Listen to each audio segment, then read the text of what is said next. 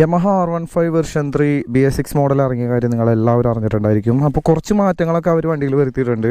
ആ മാറ്റങ്ങളെ കുറിച്ചിട്ടും പിന്നെ 2018 മുതൽ ഞാൻ യമഹ R15 വെർഷൻ 3 ഉപയോഗിക്കുന്നതാണ്. അപ്പോൾ എനിക്ക് തോന്നിയിട്ടുള്ള കുറച്ച് പോരായ്മകളും പിന്നെ എൻ്റെ അടുത്ത് ചോദിച്ചിട്ടുള്ള കുറച്ച് ചോദ്യങ്ങൾക്കുള്ള ഉത്തരം കാര്യങ്ങളൊക്കെയാണ് ഈ ഒരു വീഡിയോ കൂടെ നിങ്ങളുടെ മുമ്പിൽ ഷെയർ ചെയ്യാൻ പോണത്. ഇപ്പോൾ നിലവിൽ നമ്മൾ വീഡിയോ ചെയ്യാൻ വേണ്ടി എടുത്തേക്കുന്നത് BS4 എഡിഷനാണ്. BS6 എഡിഷൻ ഇപ്പോൾ നിലവിൽ കേരളത്തിൽ എത്തിയിട്ടില്ല എന്നാണ് ഞാൻ ഷോറൂമിൽ അന്വേഷിച്ചപ്പോൾ പറഞ്ഞത്.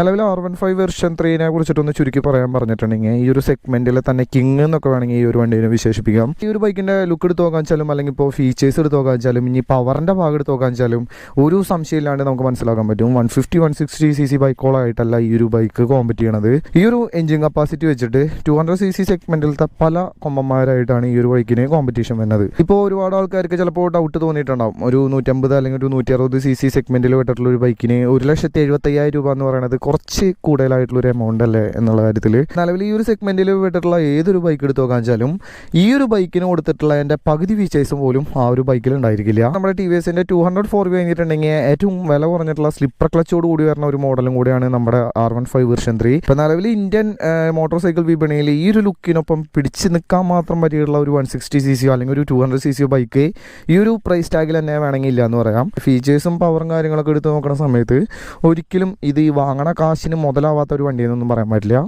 വാല്യൂ ഫോർ മണി ആയിട്ടുള്ള ഒരു ബൈക്ക് തന്നെയാണ് R15 വെർഷൻ 3. പിന്നെ എൻ്റെ അടുത്ത് ഒരുപാട് പേര് ഈ ഒരു ബൈക്കിൻ്റെ റൈഡിങ് പൊസിഷനെയും കുറിച്ചിട്ടും അതേപോലെ തന്നെ സീറ്റ് ഹൈറ്റിനെ കുറിച്ചിട്ടൊക്കെ ചോദിച്ചിട്ടുണ്ടായിരുന്നു. സീറ്റ് ഹൈറ്റിനെ കുറിച്ച് പറയാൻ വെച്ചാൽ എൻ്റെ ഒരു ഹൈറ്റ് എന്ന് പറയുന്നത് 5.5 ആണ്. 5.5ന് താഴെ ഹൈറ്റ് ഉള്ളവർക്ക് അത്രമാത്രം കാലെത്താനുള്ള സാധ്യത കുറവാണ് ഈ ഒരു ബൈക്കിൽ. പിന്നെ റൈഡിങ് കംഫർട്ടിനെ കുറിച്ച് പറയാൻ വെച്ചാൽ എനിക്ക് തോന്നുന്നു എൻ്റെ ഒരു ശരീരപ്രകൃതി വെച്ചിട്ട് എനിക്ക് ഈ ഒരു ബൈക്കും കൊണ്ട് മാക്സിമം ഒരു 20 കിലോമീറ്ററിന് മേലെ ഓടിക്കാൻ പറ്റില്ല. അപ്പോഴേക്കും നമ്മുടെ വിരലിൻ്റെ ഈ ഒരു സൈഡിലും ഷോൾഡറിലും നടുവിനൊക്കെ നല്ല പോലെ തന്നെ പെയിൻ വരും. 2018 ഞാൻ 2018 എടുത്ത് നോക്കാൻ വെച്ചാലും 19 എടുത്ത് നോക്കാൻ വെച്ചാലും ഏറ്റവും കൂടുതൽ ഞാൻ വിറ്റിട്ടുള്ള ഒരു വണ്ടി കൂടിയാണ് R15 വെർഷൻ 3 എന്ന് പറയുന്നത്. 500-1000 കിലോമീറ്റർ ഓടിക്കുമ്പോഴേക്കും ആൾക്കാർ വിൽക്കണതിൻ്റെ മെയിനായിട്ടുള്ള ഒരു കാരണം ഈ ഒരു റൈഡിങ് പൊസിഷൻ തന്നെയാണ്. ഡെയിലി യൂസിന് അല്ലെങ്കിൽ ലോങ് റൈഡിനൊന്നും അത്രമാത്രം കംഫർട്ട് തരുന്ന രീതിയിലുള്ള ഒരു റൈഡിങ് പൊസിഷൻ അല്ല ഈ ഒരു ബൈക്കിൽ കൊടുത്തിട്ടുള്ളത്. നല്ല പോലെ തന്നെ കിടന്നിട്ട് വേണം ഈ ഒരു ബൈക്ക് ഓടിക്കാൻ വേണ്ടിയിട്ട്. ഇപ്പോൾ ഈ ഒരു ബൈക്കിൽ കയറിയിരിക്കുന്ന സമയത്ത് സീറ്റിനേക്കാളും കുറച്ച് താന്ന പോലെയാണ് ഹാൻഡിലിൻ്റെ ആ ഒരു പൊസിഷൻ ഫീൽ ചെയ്യുക. മാക്സിമം ഈ ഒരു ബൈക്ക് വാങ്ങാനായിട്ട് മുമ്പ് നിങ്ങൾക്ക് ഈ ഒരു ബൈക്ക് എത്രത്തോളം കംഫർട്ട് ആണെന്നൊന്ന് ജസ്റ്റ് ചെക്ക് ചെയ്യുക. അല്ലെങ്കിൽ നിങ്ങൾ ഈ പറഞ്ഞ പോലെ തന്നെ 1000-2000 കിലോമീറ്റർ ആവണ സമയത്ത് 19,000 രൂപ നഷ്ടത്തിന് ഓയിൽ എക്സിലിട്ട് വിൽക്കേണ്ടതായിട്ട് വരും. ഈ ഒരു ബൈക്കിന്റെ റൈഡിംഗ് പൊസിഷനെ കുറിച്ചിട്ട് 2 തരത്തിലുള്ള അഭിപ്രായമാണുള്ളത്. അതിൽ ആദ്യത്തെ ടീം പറയുന്നത് എന്താണെന്ന് വെച്ചിട്ടുണ്ടെങ്കിൽ ആദ്യത്തെ ഒരാഴ്ച നല്ല പോലെ തന്നെ ബാക്ക് പെയിനും ഷോൾഡർ പെയിനും കൈൻ്റെ ഒരു ഭാഗത്ത് പെയിനും കാര്യങ്ങളൊക്കെ ഉണ്ടായിരുന്നു. പിന്നെ മെല്ലെ മെല്ലെ അത് മാറിപ്പോയി. പിന്നെ രണ്ടാമത്തെ ടീം പറയുന്ന ഒരു കാര്യം എന്താണെന്ന് വെച്ചിട്ടുണ്ടെങ്കിൽ 1000 കിലോമീറ്റർ ഓടിച്ചു, ഒരു ലോങ് റൈഡ് പോയി, എന്നിട്ടും യാതൊരു തരത്തിൽ പെയിനൊന്നും കുറയണില്ല, കൂടി വരാന്നാണ് അവർ പറയുന്നത്. അപ്പോൾ ഇതിൽ മനസ്സിലാക്കേണ്ട ഒരു കാര്യം എന്താണെന്ന് വെച്ചിട്ടുണ്ടെങ്കിൽ ഓരോ ആൾക്കാരുടെ ശരീരപ്രകൃതിക്ക് അനുസരിച്ചിട്ടാണ് ഈ ഒരു ബൈക്ക് എത്രത്തോളം റൈഡിങ് കംഫർട്ട് തരുന്നുള്ള കാര്യം ഇരിക്കുന്നത്.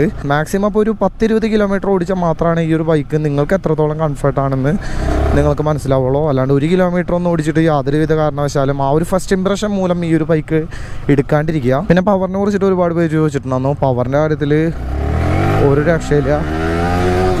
ഫസ്റ്റ് ഗിയറിൽ തന്നെ വണ്ടി വളരെ നിസ്സാരമായിട്ടാണ് ഈ കയറി പോണത്. ഇപ്പം നമുക്ക് ടോപ്പിൻ്റെ ഒന്നും കാണിക്കാനുള്ള റോഡും ഇല്ല. പിന്നെ ഒരു 6000 RPM ഒക്കെ കഴിഞ്ഞിട്ടുണ്ടെങ്കിൽ ഈ ഒരു വണ്ടി 155cc ഒരു ബൈക്ക് തന്നെയാണെന്ന് ചിലപ്പോൾ നമുക്ക് ഡൗട്ട് തോന്നിയെന്ന് വരാം. അതിന് മെയിനായിട്ടുള്ള കാരണം എന്ന് വെച്ചാൽ ഈ ഒരു ബൈക്കിൽ ഉപയോഗിച്ചിട്ടുള്ള VVA ടെക്നോളജിയാണ്. അതായത് വേരിയബിൾ വാൽവ് ആക്ച്വേഷൻ.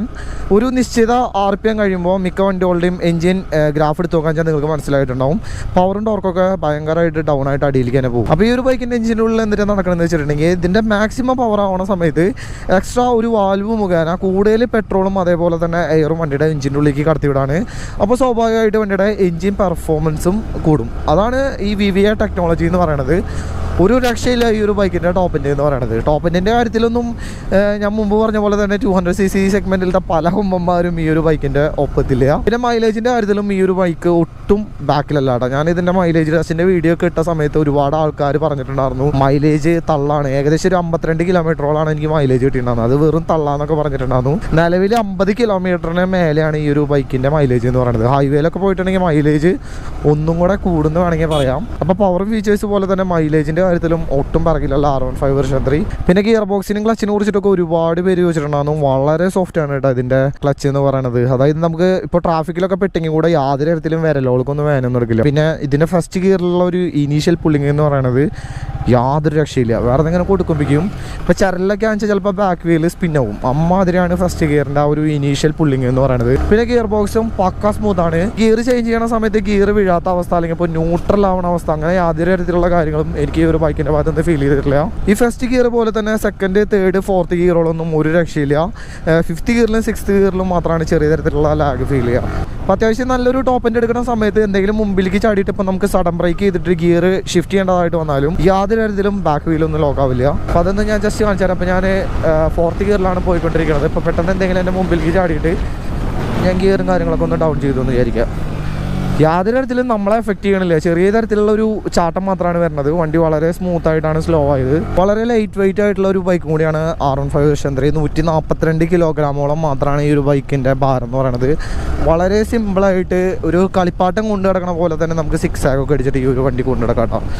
ഒരു രക്ഷയില്ല. സിറ്റിയിലൊക്കെ പോകുന്ന സമയത്ത് പക്ക ഒരു കളിപ്പാട്ടം പോലെ തന്നെയാണ് ഈ ഒരു വണ്ടി ഫീൽ ചെയ്യുക. ബ്രേക്കിങ്ങിൻ്റെ കാര്യത്തിലും വണ്ടി ഒട്ടും പറകിലല്ല. നിലവിൽ ഡുവൽ ചാനൽ ABS കൂടിയിട്ടാണ് ഈ ഒരു ബൈക്ക് വന്നിട്ടുള്ളത്. ഇപ്പോൾ വെയിറ്റ് കുറവായതുകൊണ്ട് തന്നെ വളരെ സിമ്പിളായിട്ട് നമുക്ക് ഈ ഒരു ബൈക്ക് നല്ലൊരു സ്പീഡിലും പിടിച്ച് നിർത്താനായിട്ട് പറ്റുന്നുണ്ട്. പിന്നെ ഒരുപാട് പേര് പറയുന്നുണ്ട് ഈ ഒരു ബൈക്ക് ബിഗിനർ ഫ്രണ്ട്ലി അല്ലാന്ന്. പക്ഷെ എൻ്റെ ഒരു അഭിപ്രായത്തിൽ അത്ര മാരകമായിട്ടുള്ള പവറൊന്നും ഈ ഒരു ബൈക്കിൽ വന്നിട്ടില്ല. അത്യാവശ്യം ബൈക്ക് ഓടിക്കാൻ അറിയാവുന്നവർക്കൊക്കെ സിമ്പിളായിട്ട് കൈകാര്യം ചെയ്യാവുന്ന തരത്തിലുള്ള ഒരു പവറും കാര്യങ്ങളൊക്കെയാണ് ഈ ഒരു ബൈക്കിൽ കൊടുത്തിട്ടുള്ളത്. മാക്സിമം വണ്ടി വാങ്ങിച്ചപ്പോൾ തന്നെ ഇതിൻ്റെ ടോപ്പിൻ്റെ കാര്യങ്ങളൊന്നും പരീക്ഷിക്കാണ്ടിരിക്കുക. വണ്ടിയുടെ ആ ഒരു പവറും അതേപോലെ തന്നെ സ്വഭാവമൊക്കെ മനസ്സിലാക്കിയതിന് ശേഷം മാത്രം ടോപ്പ് എൻഡിലേക്ക് കടക്കാം. പിന്നെ ബൈക്കിൻ്റെ ഗ്രൗണ്ട് ക്ലിയറൻസും ഒരു രക്ഷയില്ല. നമ്മുടെ റോഡുകൾക്ക് അനുസരിച്ചിട്ടുള്ള ഒരു ഗ്രൗണ്ട് ക്ലിയറൻസ് ഈ ഒരു ബൈക്കിൽ കൊടുത്തിട്ടുണ്ട്. ഒരു ഹമ്പ് ചാടുന്ന സമയത്താണെങ്കിലും വലിയ തരത്തിലൊന്നും അടിഭാഗം വരണമെന്നില്ല. അപ്പോൾ RC 200 ഒക്കെ ആണെച്ചാൽ ഒരു നല്ലൊരു ഹമ്പ് ചാടിയിട്ടുണ്ടെങ്കിൽ ചിലപ്പോൾ അടിഭാഗം വരഞ്ഞു പോകാനുള്ള സാധ്യതയുണ്ട്. പക്ഷേ ഈ ഒരു മോഡലിൽ എനിക്ക് അത്യാവശ്യം നല്ല ഹമ്പോൾ ചാടിയിട്ടും അത് ഇതുവരെ ഫീൽ ചെയ്തിട്ടില്ല. ഇനി മീറ്ററിൻ്റെ ഭാഗത്ത് നോക്കാൻ വെച്ചാലും യാതൊരു തരത്തിലുള്ള വിറ്റ് വീഴ്ച മീറ്ററിൻ്റെ കാര്യത്തിലും കൊണ്ടുവന്നിട്ടില്ല. അത്യാവശ്യം നല്ല വലുപ്പത്തോട് കൂടിയിട്ടുള്ള ഒരു ഫുള്ളി ഡിജിറ്റൽ ഇൻസ്ട്രുമെൻ്റ് കൺസോളാണ്.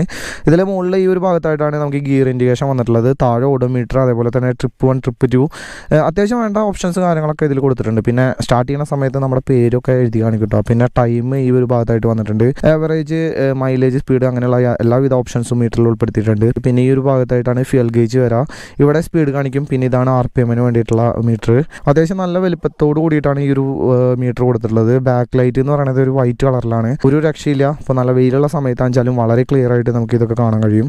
ഇനി ജസ്റ്റ് എനിക്ക് ഈ ഒരു ബൈക്കിൽ തോന്നിയിട്ടുള്ള പോരായ്മകൾ പറയാം. അതിലാദ്യത്തെ ഒരു കാര്യം എന്ന് പറയുന്നത് വണ്ടിയുടെ ഹെഡ്ലൈറ്റ് ആണ്. കാണാനൊക്കെ അത്യാവശ്യം നല്ല ലുക്കാണ്. പക്ഷേ ഒരു കാര്യമില്ല, ഇരട്ടത്തൊന്നും തീരെ പ്രകാശമില്ല ഹെഡ്ലൈറ്റിൻ്റെ ഭാഗത്ത് നിന്ന്. ഹെഡ്ലൈറ്റിൻ്റെ ഭാഗത്ത് എന്തെങ്കിലും തരത്തിലുള്ള അപ്ഡേഷനും കാര്യങ്ങളൊക്കെ കൊണ്ടുവരാറുന്നു എന്ന് തോന്നി. ഇനി രണ്ടാമതായിട്ട് തോന്നിയൊരു മിസ്റ്റേക്ക് എന്ന് പറയുന്നത് ഹാൻഡിലിൻ്റെ ഈ ഭാഗത്തും അതേപോലെ തന്നെ എഞ്ചിൻ കേസിൻ്റെ അവിടുത്തെ കളർ പെയിൻറ്റും കാര്യങ്ങളൊക്കെ നല്ല പോലെ തന്നെ ഇളകി പോകുന്നുണ്ട്. അപ്പോൾ അതും ചെറിയ തരത്തിലുള്ള ഒരു പോരായ്മ പോലെ ഫീൽ ചെയ്തു. ഏകദേശം ഒരു 1000 കിലോമീറ്റർ ആകുമ്പോഴേക്കും നല്ല പോലെ തന്നെ ആ ഒരു ഭാഗം ഇങ്ങനെ ചുരണ്ടി എടുത്ത പോലെയാണ് പെയിൻറ്റും കാര്യങ്ങളൊക്കെ ഇളകി വന്നുകൊണ്ടിരിക്കുന്നത്. പിന്നെ മൂന്നാമതായിട്ട് തോന്നിയിട്ടുള്ള ഒരു കാര്യം എന്ന് വെച്ചാൽ ഈ ഒരു പീസില്ലേ, ഇത് ശരിക്കും ലോക്കാണ്.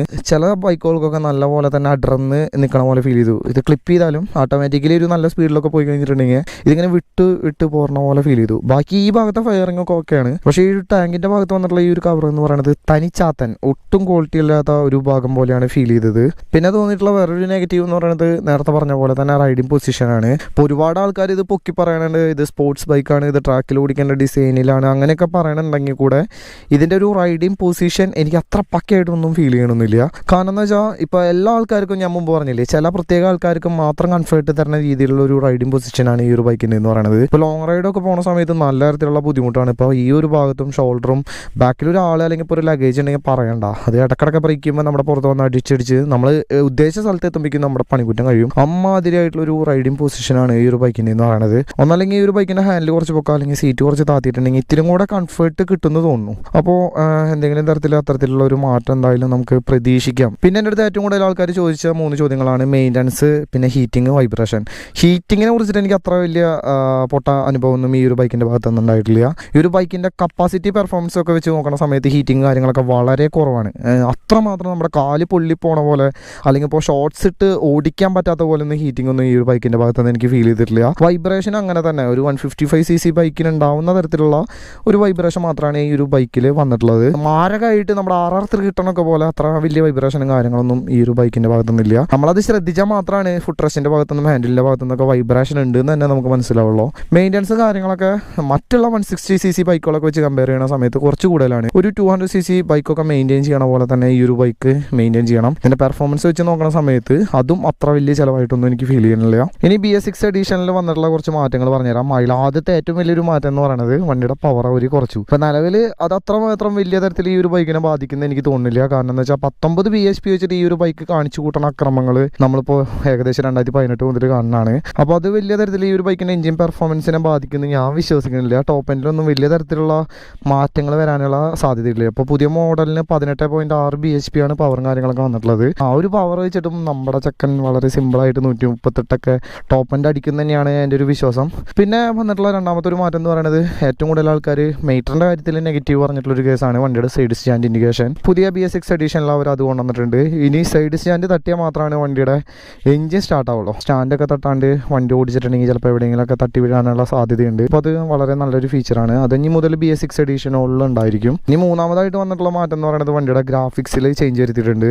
ഇപ്പോൾ ബ്ലൂ അതേപോലെ തന്നെ ഗ്രേയിൽ തന്നെ വ്യത്യസ്തങ്ങളായിട്ടുള്ള ഗ്രാഫിക്സുകൾ അവർ കൊണ്ടുവന്നിട്ടുണ്ട്. ഈ കാണുന്ന സ്റ്റിക്കർ ഈ പറഞ്ഞ പോലെ തന്നെ ബ്ലൂ കളർ, ഇപ്പോൾ വണ്ടി 5 ഗ്രേ കളർ അത്തരത്തിലാക്കിയിട്ടുണ്ടാവും. ടയറിൻ്റെ ഭാഗത്തും ഓപ്ഷൻസ് കാര്യങ്ങളൊക്കെ വരുന്നതാണ് പറഞ്ഞത്.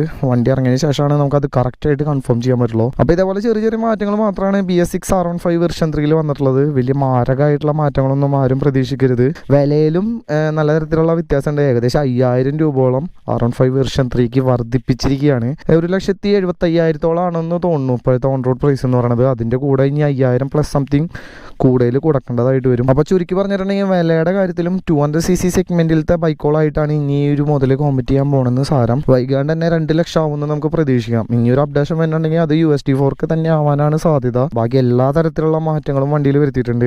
ഇനി ഞാൻ മുമ്പ് പറഞ്ഞ പോലെ തന്നെ ടൂറിങ്ങിന് വേണ്ടിയിട്ടുള്ള ഒരു ബൈക്കും കൂടെ പ്രതീക്ഷിക്കാം. ഈ ഒരു ലുക്ക് വെച്ചിട്ട് അപ്പോൾ MT15 പറയാമെങ്കിലും അതൊരിക്കലും വാല്യൂ ഫോർ മണി എന്നൊന്നും പറയാൻ പറ്റില്ല. കാരണം എന്താ വെച്ചാൽ അതിന് ഡുവൽ ചാനൽ ABS കാര്യങ്ങളൊന്നും വന്നിട്ടില്ല. പിന്നെ കുറച്ച് പോരായ്മകളുണ്ട് MT15ന്. MT15 ഹേറ്ററൊന്നല്ല, നല്ല അസലൊരു ഫാൻ തന്നെയാണ്. R15 വെർഷൻ 3 അത്ര വാല്യൂ ഫോർ മണിയാണോ MT15 എന്ന് വെച്ചിട്ടുണ്ടെങ്കിൽ എൻ്റെ ഒരു അഭിപ്രായത്തിലല്ല. അപ്പോൾ ഈ ഒരു ബൈക്കിനെ കുറിച്ചിട്ട് ഒരുപാട് പേരെ എനിക്ക് ഇൻസ്റ്റാഗ്രാമിൽ മെസ്സേജ് അയക്കണം. അതുകൊണ്ടാണ് എല്ലാവരുടെ ചോദ്യങ്ങൾക്കുള്ള ഉത്തരമായിട്ട് ഞാൻ ഈ ഒരു വീഡിയോ ഇവിടെ പോസ്റ്റ് ചെയ്യണത്. പിന്നെ ഇതേപോലെ എന്തെങ്കിലും ഡൗട്ടുകളും കാര്യങ്ങളൊക്കെ ഉണ്ടെങ്കിൽ എനിക്ക് ഇൻസ്റ്റാഗ്രാമിൽ മെസ്സേജ് അയക്കുക. എൻ്റെ ഇൻസ്റ്റാഗ്രാം ID ഞാൻ ഈ ഒരു വീഡിയോന് താഴെയിട്ടുണ്ട്. അപ്പോൾ ഇന്നത്തെ ഈ ഒരു വീഡിയോ എല്ലാവർക്കും ഇഷ്ടപ്പെട്ടു എന്ന് വിചാരിക്കണം. അങ്ങനെ ഇഷ്ടപ്പെട്ടിട്ടുണ്ടെങ്കിൽ മറക്കാണ്ടൊരു ലൈക്ക് ചെയ്യുക. അപ്പോൾ എന്തായാലും നമുക്ക് അടുത്തൊരു വീഡിയോയിൽ കാണാം.